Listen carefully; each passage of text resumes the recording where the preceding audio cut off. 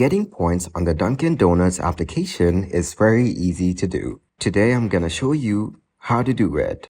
If you haven't already, download the Dunkin' app from the App Store for iOS devices or Google Play Store for Android devices. Open the app and sign up for Dunkin' Rewards. You can create an account within the app or log in if you already have an account. Use the Dunkin' app to pay for your purchases at Dunkin' Donuts locations. You can use the app to order ahead, pay in store, or use the drive-thru.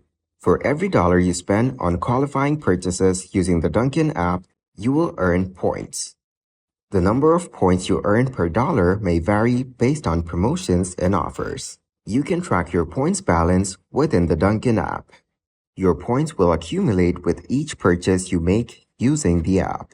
Once you've accumulated enough points, you can redeem them for rewards.